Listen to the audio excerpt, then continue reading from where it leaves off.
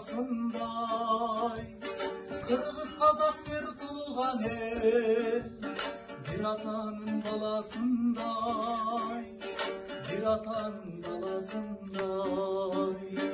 Комуз менен домбурасы, шаңга толгон тоо арасы, ырда барсам бауырыма, косуп алар кең каласын, косуп алар кең каласын.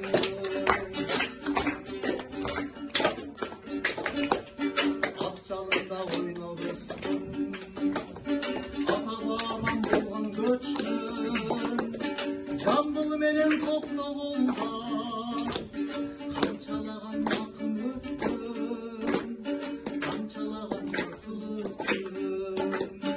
Комуз менен домбурасы, шаңга толгон тоо арасы, кырда барсам бауырыма, косуп алар кең даласын,